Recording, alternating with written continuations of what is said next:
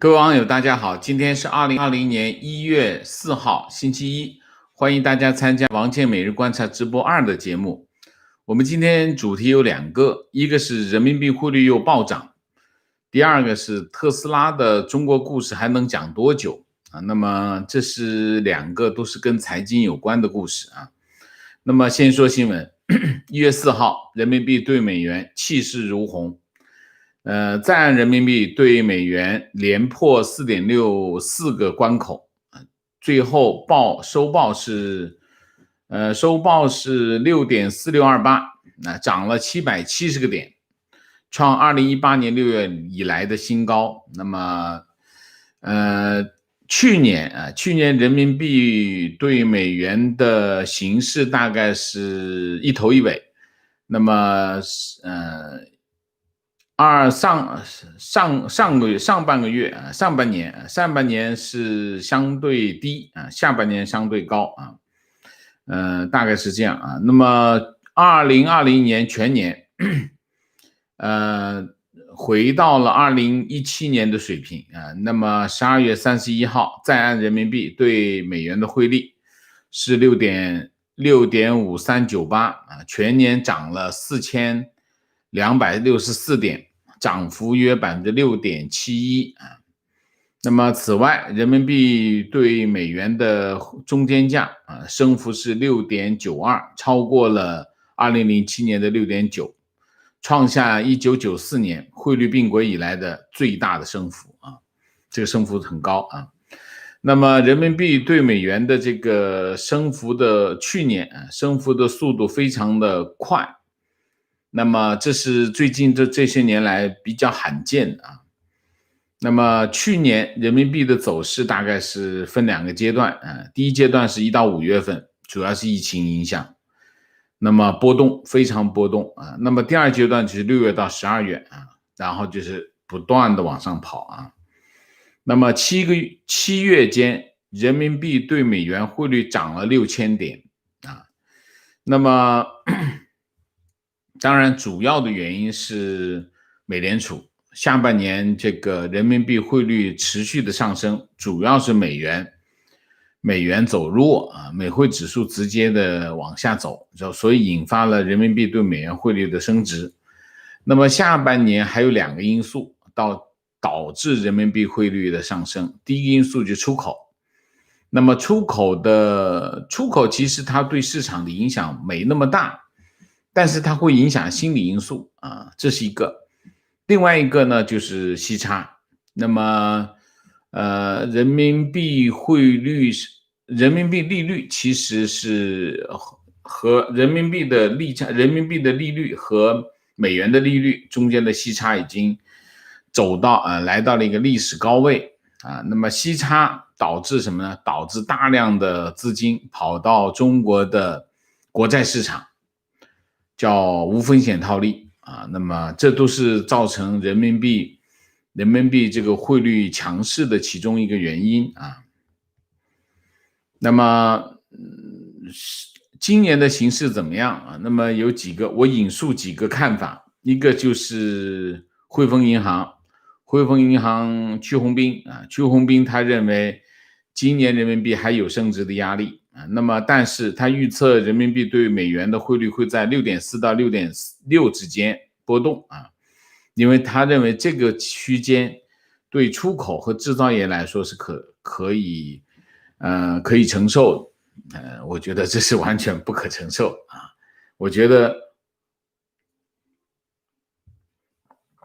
我不大同意这个屈宏斌的看法。我认为现在人民币汇率的水平就已经对中国的出口造成巨大的压力。人民币以出口为前提的话，人民币的汇率应该在7左右，是中国的出口才可以维持的一个局面。现在这个在现有的这个汇率水平之下，是因为订单去不了其他地方，因为很多国家还没有恢复，所以订单只能往中国跑。但是等其他国家开始恢复的时候，这个形势会发生逆转。那个时候你再回过头来看人民币汇率是什么情况，人民币现在这个水平，还说人民币 6.4 到 6.6 之间是比较可以接受，其实是不对的我认为只要回到7附近才是一个合理啊，对中国出口才是有个正面的影响。中银证券的管涛原来在外管局工作，所以他对汇率的情况是比较熟悉的。他这么认为，他说2021年人民币汇率走势不像想象那么强，那需要关注明年市场对于利好反应的钝化。钝化什么意思？就是反应没那么灵啊，好消息没那么灵啊，而且要注意新的利空啊。那么他认为，随着这个疫苗上市，发达国家可能率先实现群体免疫啊，这将消除中国疫情防控和经济复苏的领先优势。虽然全球需求复苏有助于中国出口增长回升，但欧美国家明年有低基数的优势，所以如果中国出口份额回落，有可能成为市场重新看空、做空人民币的理由啊。这个管涛呢，就反而没那么乐观，对今年的人民币汇率的情况啊。那么这个摩根大通朱海滨，他认为是人民币升值是中国基本面推动啊，所以他维持人民币今年会保持强势的这个，他认为本轮人民币升值会持续到今年上半年啊。那么到今年年底，人民币兑换美元汇率会在6.25左右啊，他这么认为啊。那么中银证券分析，预计这个今年3季度美汇指数可能会跌破85，就美元在走低啊。人民币对美元将升到6.2啊，这是中信证券的，美元会进入长期贬值阶段，外资趋势性配置中国资产，中信证券这么认为啊。大体上陆陆续续啊，浙商证券李超他还是认为人民币有升值空间啊，但是招商证券谢亚轩认为那么从整体上看，如果美元持续下跌，非美元货币以上涨为主的话，人民币对美元仍然会上涨。如果美指出现一波上涨，人民币对美元很难再上涨，甚至有可能一定幅度的调整。那么主要的看法还是美国总统大选。美国大选就是美国选举总统选举最后尘埃落定，新的总统肯定不会改变，肯定还是要支持美元啊。那么这个因素，我不觉得新的总统，包括拜登也好，包括川普也好，会认为美元持续走弱对美国经济有好处啊，我不认为是这样。那么大体上是这样。那我的看法有2点，第一点，人民币汇率有2个前提啊，就是当前走势，当前的走势其实是延续了去年的走势，就是说受3个因素的影响。第一个，美国走弱啊，美元持续的走弱，这是第一个原因。第2个原因当然就是息差，第3个原因就是出口啊。其实这一轮的人民币的上涨还是在延续去年下半年以来的这个整体局势，这是第一个。第2个，我认为管涛讲的是有道理啊，就是说疫情是其中一个改变性因素，就是疫情是一个变量。当疫情反转，就是说西方国家开始实现群体免疫的时候，那么可能整个的形势发生变化，这个变化可能是人民币的一个拐点啊，就是大家要警惕这一点，好吧？那么一段时间以来，我已经很长时间没有讲人民币，因为其中我认为人民币中间有一系列的因素，其中是人民银行对人民币的控制越来越强啊，所以它的市场因素越来越弱化。所以我已经很长时间没有讲人民币汇率了。那么今天因为涨这么多，所以我还是要跟大家报告一下啊。那我们今天讲，这是临时加进去的。其实我今天是要讲这个特斯拉啊。特斯拉在2019年的时候啊，我跟我一个朋友推荐过特斯拉。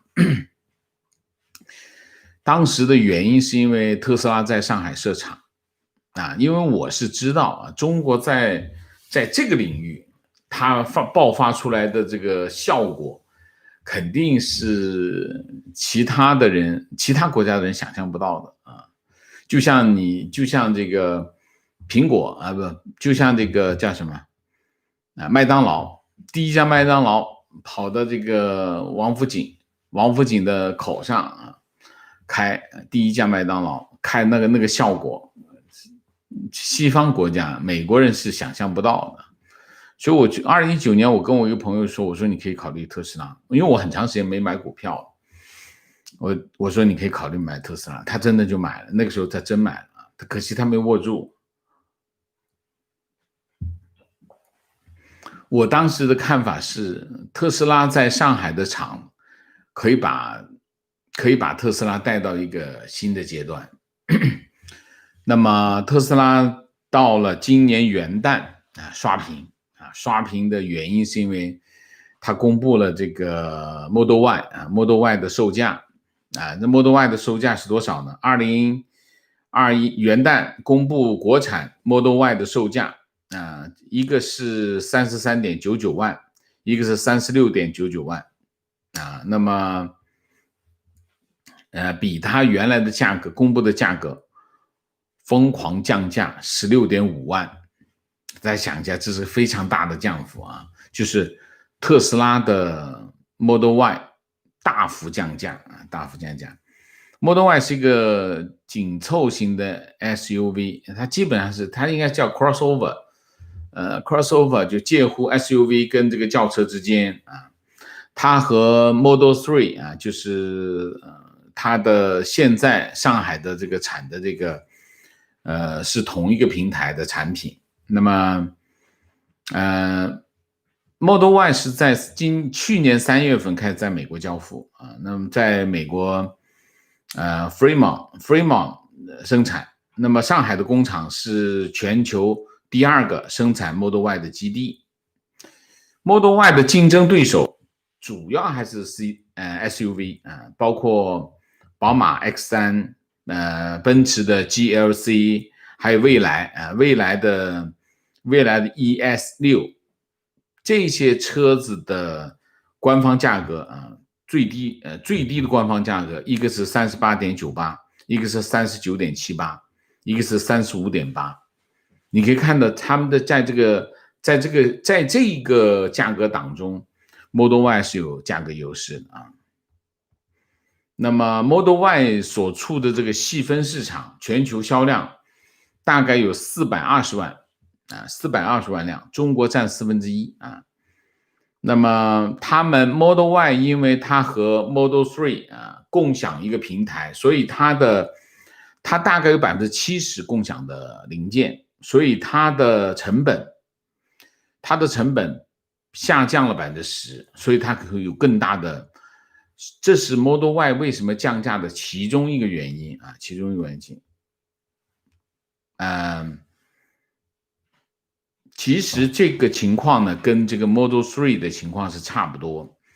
2020年1月份，这个特斯拉上海的厂子开始交付这个国产的 Model 3啊，1年之间 Model 33次降价啊，3次降价，从 35.58万降到 24.99万。那么在10月1号啊再降，然后呢1月1号特斯拉推出 Model 3的高性能版，售价 33.99万，比之前又降了 7.99， 就将近8万啊。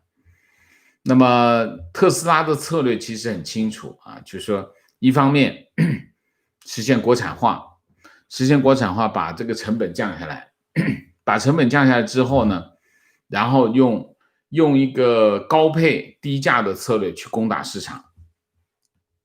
那么当然这个大礼包就直接引爆了销售市场，特斯拉疯抢啊，那么官网差不多给挤崩，全国的各地的门店挤爆。那么特斯拉还公布了行家说啊，我问了一些行家说特斯拉的这个降价基本上属于什么呢？叫价格屠杀啊，价格屠杀。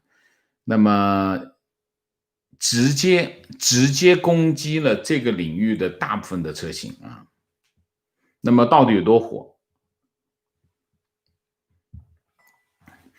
？1月3号，特斯拉上海的门店，其中有个门店，他们说，销售人员目前收到的订单有1万多啊，一家门店已经排队到春节了，已经排到春节，试驾要2-3个月以后啊。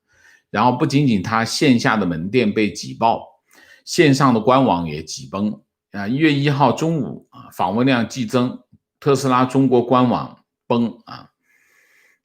然后就是Model Y 的订单10个小时啊，飙升到了10万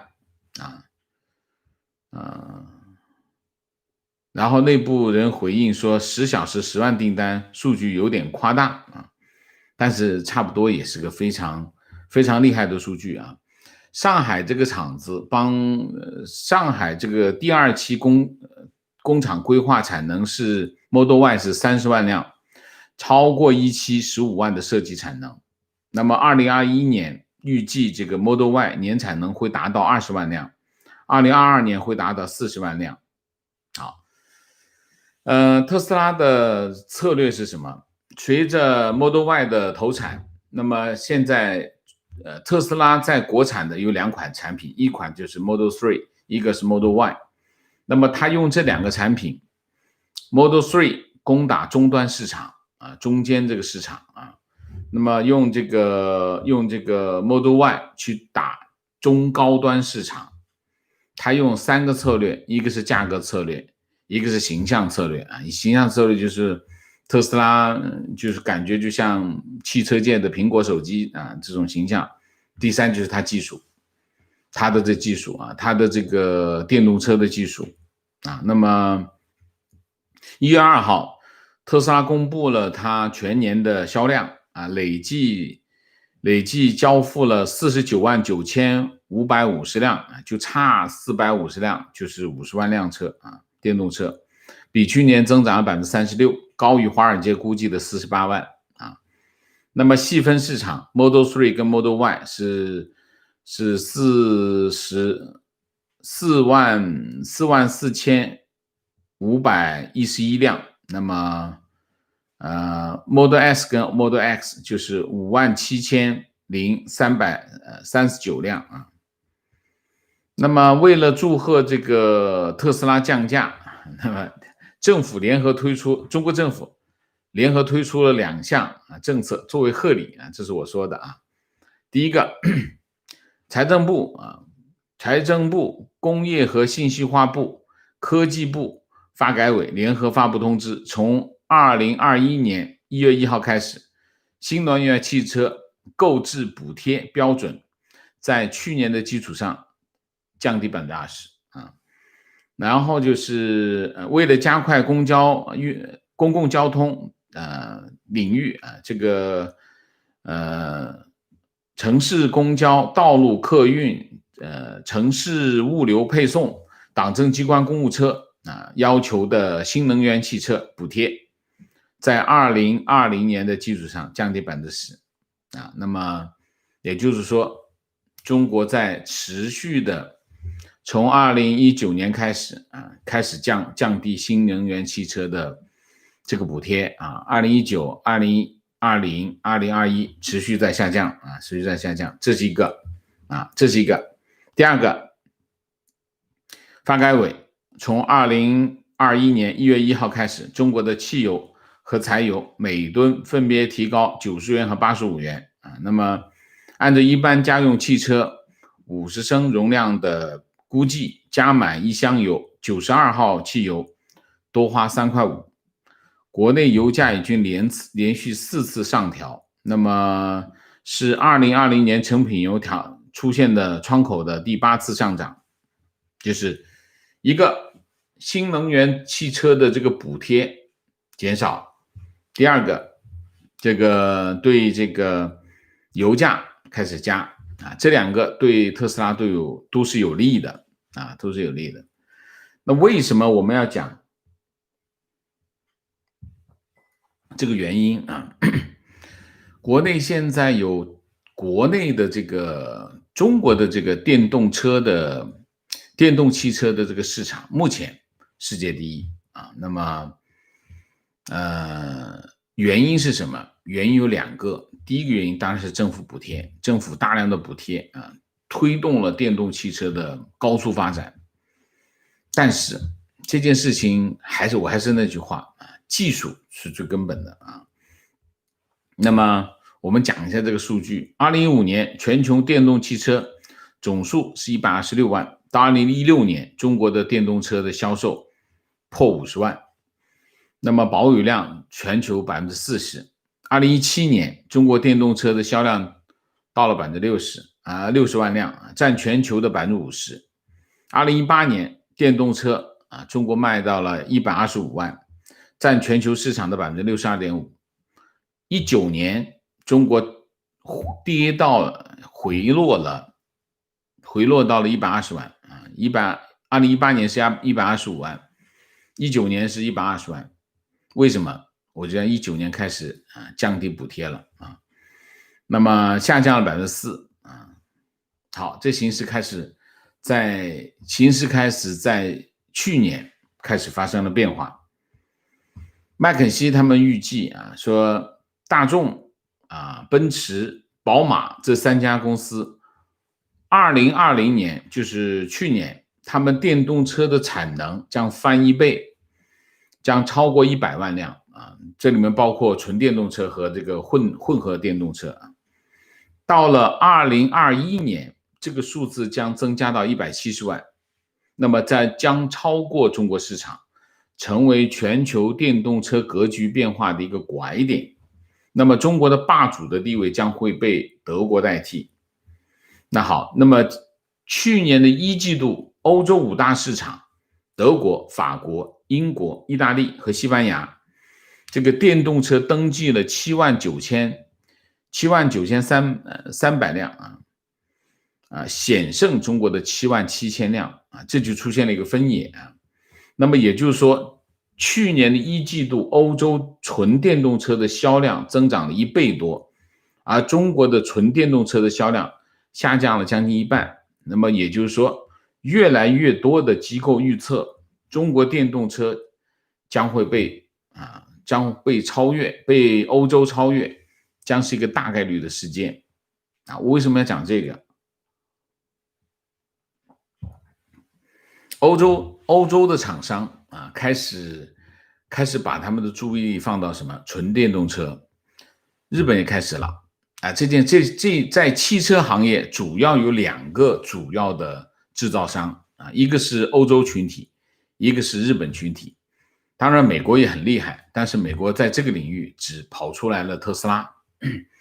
当这些传统的这个汽车制造商开始进入电动车领域的时候，那么特斯拉做对了2件事第一件事情就是在所有的传统的汽车制造商还在三心二意的时候，他就直接切入市场。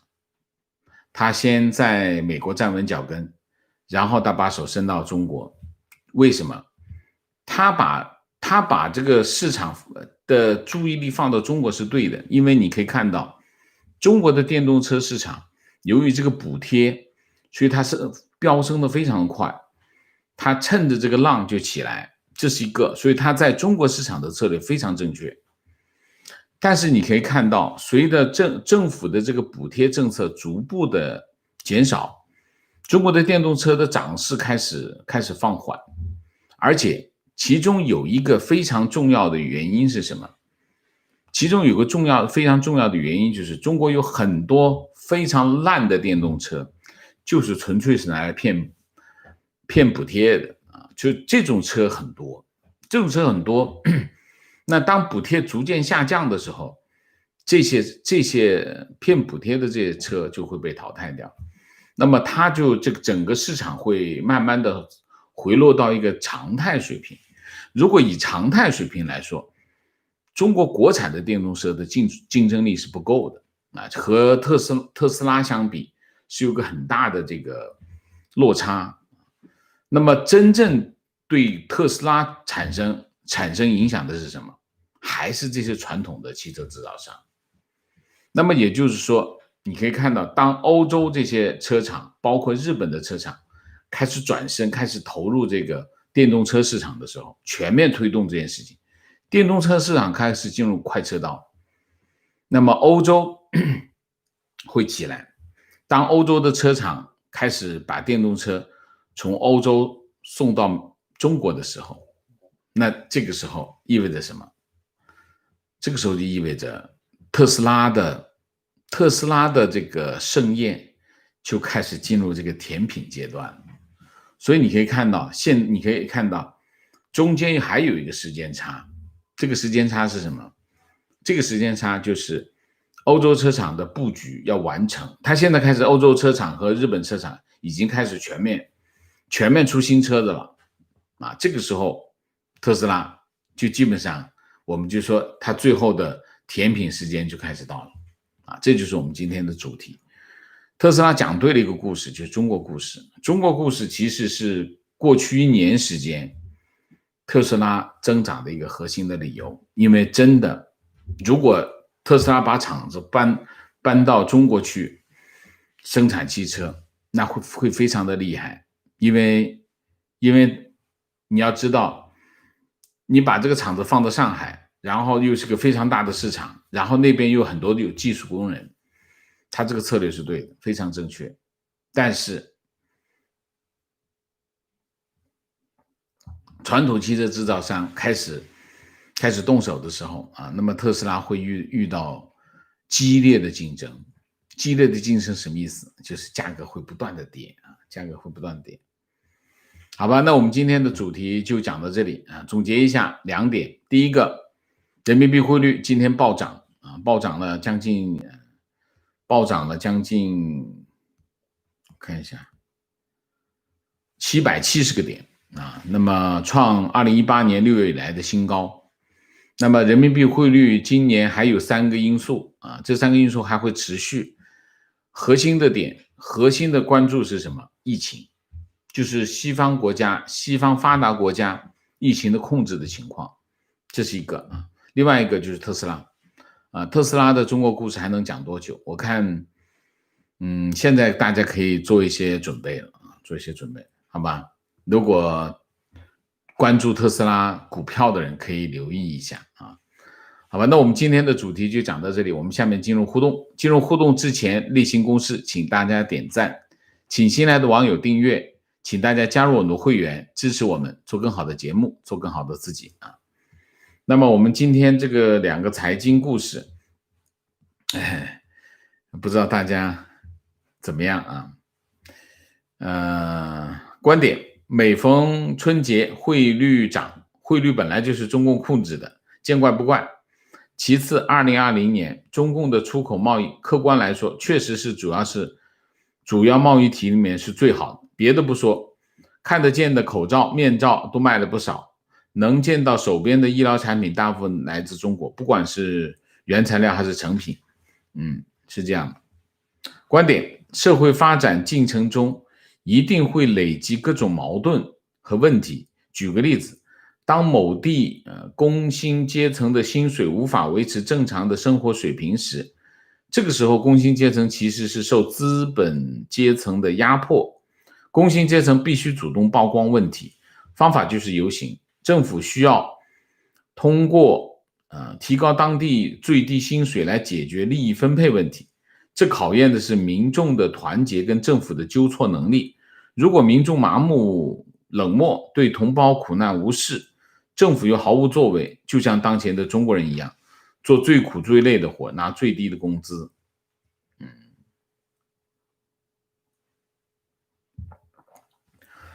有2个问题。第一个问题，工薪阶层的工资很低啊，是什么造成的？是资本家压迫造成的吗？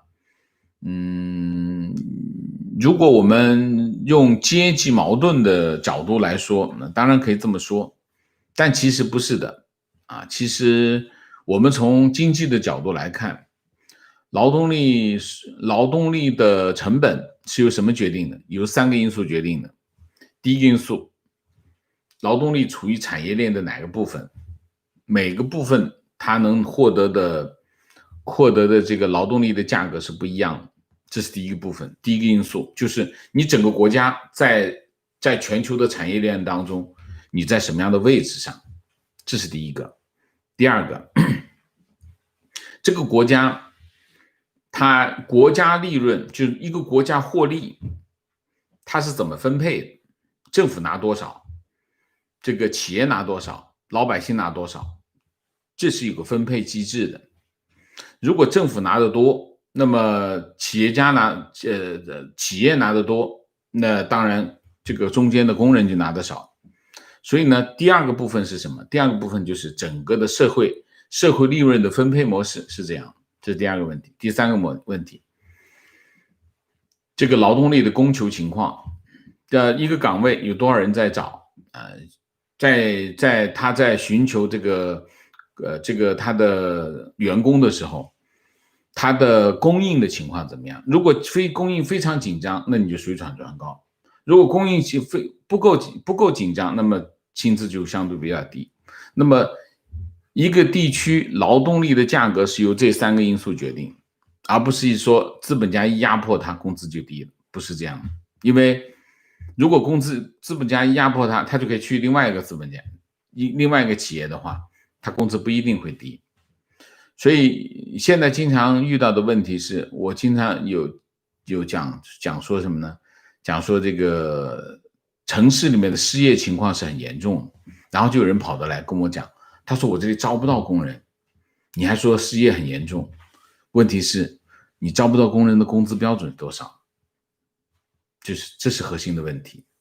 就是说资本家当然是想用最低的价格去雇佣他的员工，但是问题是你雇得到吗？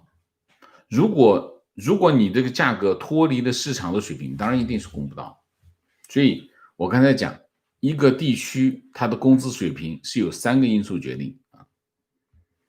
观点，人民币汇率大幅升值，比特币大涨，一方面与人民币数字货币将在2021年实现全覆盖有关，另一方面也与外贸进出口全面国有化有关。你说的这2个都不是事实，都不是事实啊，我不同意啊。情况：1月4号，上海有64个重大项目集中开工，总投资2734亿，这是大搞基建的节奏吗？这是大搞基建的节奏，给大家鼓劲嘛。集中开工不就是搞个气势出来嘛？但是今年再走这个铁公鸡的路子，能走出什么情况？有那么多钱吗？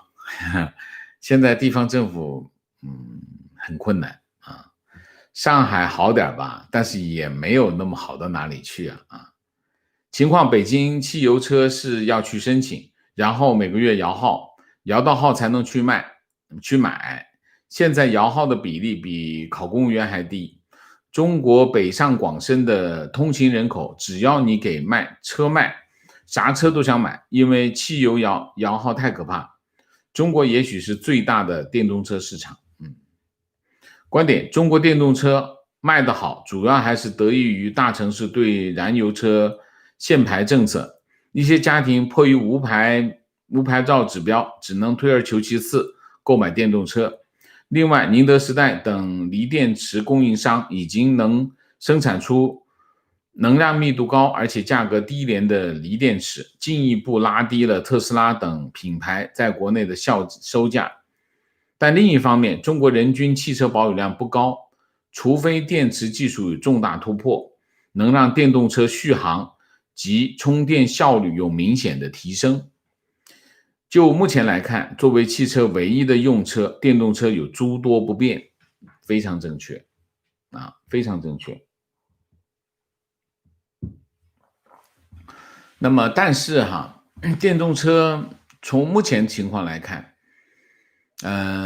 一个家庭买一辆车，中国的家庭现在很多都能做到，但前提是车牌的问题很多是车牌的问题。那么如果没办法，那只能买电动车，这是其中一个因素观点，上期的个人观点，墙内的996的根源来自于墙内的学校。小时候5点起床，6点上早自习，晚上8、9点钟才做完作业，大家都经历过吧？这代人毕业后把他带到职场，996就出现了。画大饼也一样，墙内教师最喜欢画大饼。我不同意，谁都是贱骨头，非得自己996嘛？我不同意996是企业行为，不是个人行为企业大家要知道，你要做到996其实是很困难的，因为你要透支你的身体，透支你的精力。另外一方面，它会把你整个的社交给阻断，因为你根本没有时间在外面。所以其实996是一个非常不人道的一个这样的工作作息时间安排。如果没有企业在这件事情上在做没有人愿意做这件事情。你说短暂的发生一下可以，但是说长期都是996，谁愿意没有人愿意，所以我不相信是这样。那么996这件事情，我印象中就是华为开始，华为就是当年的行军床是这个华为的一个标志。那后来就是发生了这个叫什么郭老死最早发生的就在华为我很清楚这一点。那么然后就开始有其他的互联网的企业开始喊出来996这种口号。那我认为一个企业需要员工帮忙度过某一个特定的时段这是可以的，我觉得这没有问题，动员大家，我们之间现在搞个什么项目很紧张，大家克服一下，我相信员工是没有问题的。但是你永远的把别人的生活改变，这是不人道的这是非常不人道的。你别人还有家庭，如果没有家庭，他要建立家庭，他还有一个工作，只是人的一部分，它不是全部你工作你说我占大部分都可以，但是你还得给别人留出喘气儿的空间，吊井对有时间吊井是不是？所以我觉得996是非常不道德，是企业行为企业行为。我还是那句话，996无非是要营造一个员工的态度，员工的就是无条件服从企业的这种态度，从而用来掩盖这个该企业非常低下的管理水平王老师，特斯拉跟松下签了合同，提供镍电池，续航能力提升50%，这方面的公司未来机会怎么样？我觉得特斯拉需要的是什么？特斯拉继续往前跑。他讲完中国故事，2020年其实他是在讲中国故事。那么从现在开始，他就不能再讲中国故事，中国故事已经讲完了，他要讲其他的故事。讲什么故事？特斯拉必须在电动车领域保持领先。他在汽车领域他没有领先，因为别人传统的汽车制造商做了上百年的汽车，比你有经验。你那个车引擎盖打开看看，啥都没有，对吧？别人引擎盖打里面那些部件都复杂的东西，所以在制造汽车领域，特斯拉没有优势。特斯拉的优势在哪里？电动车的技术，它得继续往前跑，它得具有一个其他的传统的汽车制造商不具备的优势，就是这个领域，在这个细分领域，它必须跑得越来越快才行。所以特斯拉就是你现在就关注是什么？现在不能够只，其实特斯拉现在它已经进入直道啊，特斯拉已经进入直道这个阶段啊，它剩下的事情大家不需要关注它在市场上怎么样怎么样，那它是一条直道，它往前跑就行。反而这个时候要关注什么？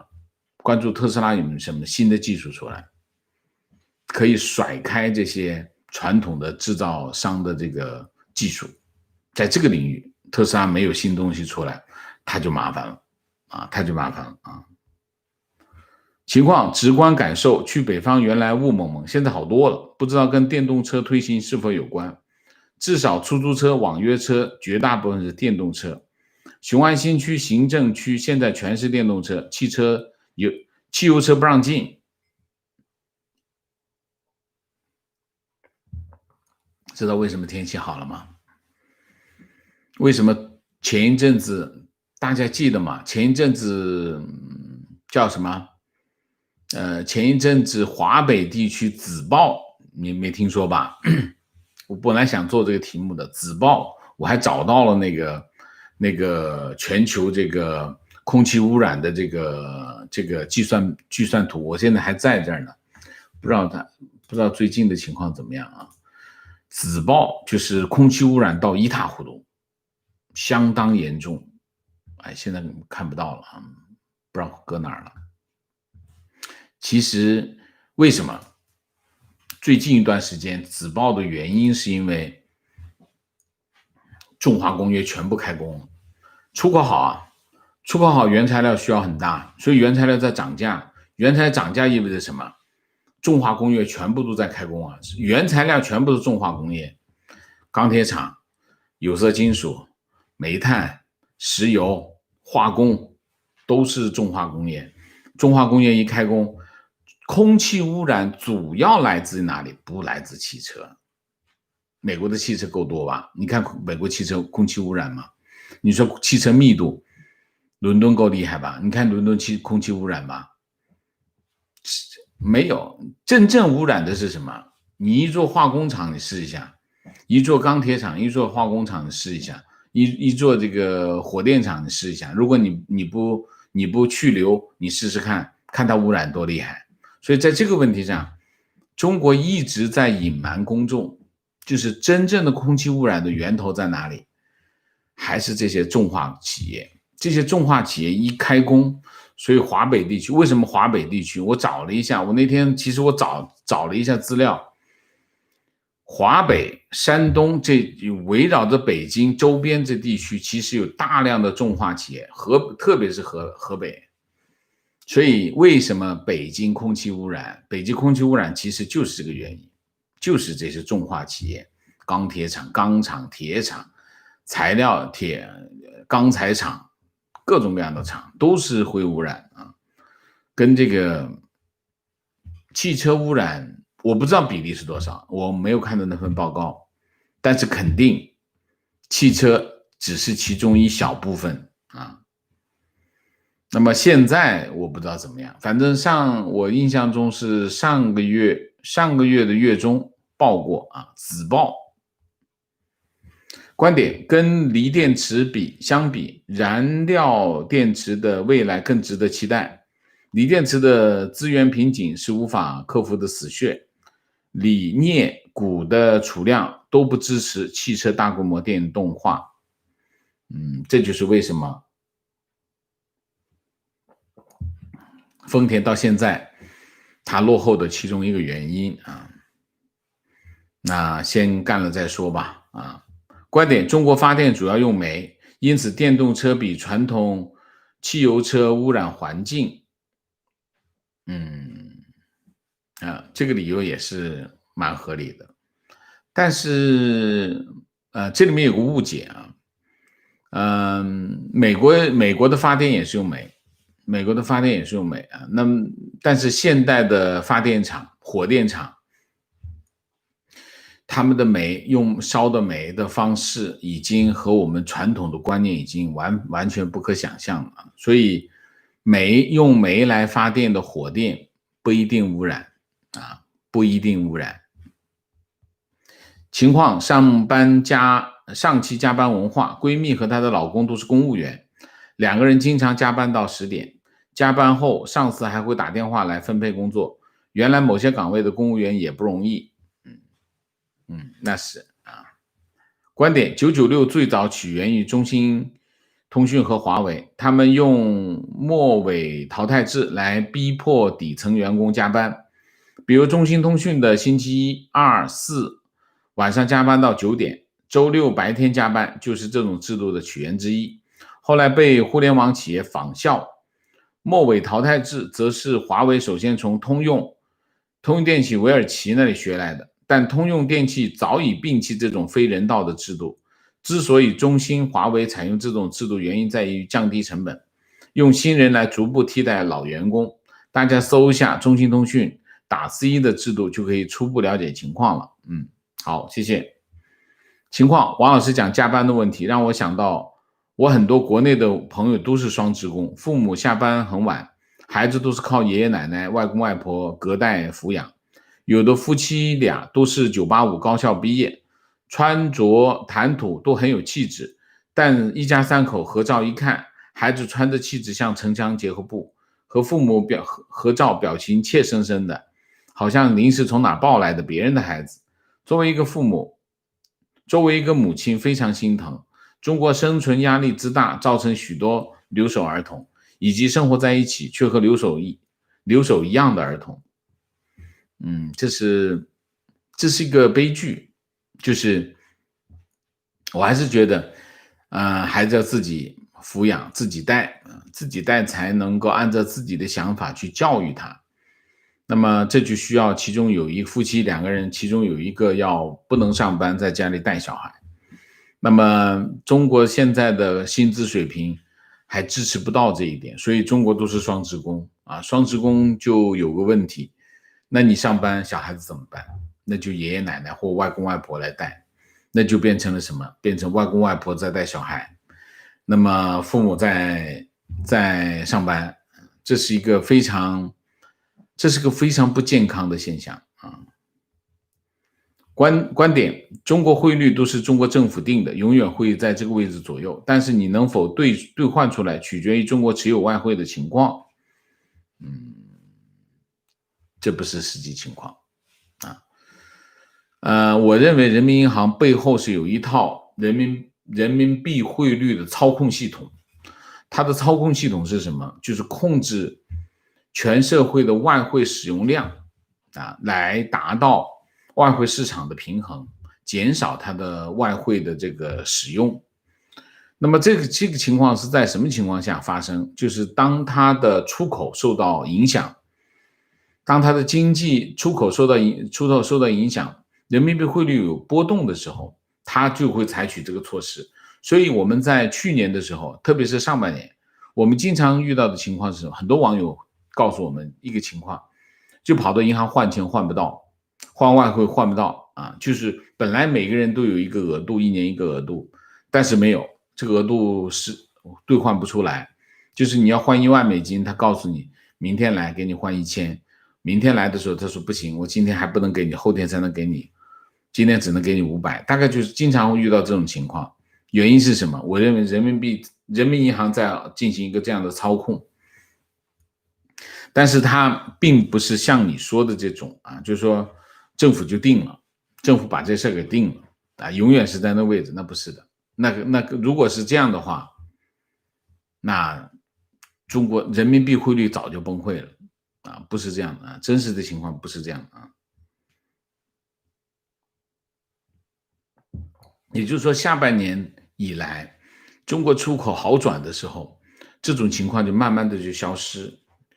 我认为人民币这套系统还在，那么会是什么情况呢？会在当人民币又有汇率压力的时候，它又开始运作，大概是这样情况坐标上海，家附近的2个菜场最近因为摊贩太少，交不起租金，已经被街道收回关了。OK， 请教一个问题，马云现在最好的结局是什么？马云最近有各种传言啊，有各种传言，有说法说是，说他现在限制出境啊，限制出境。其实我认为，如果要限制出境，我认为上个月已经限制出境，现在说有点晚。那么还有，当然国内还是继续舆论施加压力。但是我觉得马云最坏的情况应该过去了，就是马云现在的局面比上个月要好一些了我认为反而认为现在马云的情况没有这个 YouTube 上面这些人说的那么严重。我认为马云的情况是有所好转特别是他第二次的约谈，第二次约谈的情况，我认为马云的情况在好转，没那么坏了所以现在说结局有点早嘛，别人还处于壮年时期情绪洗脑后造成精神分裂的典型例子。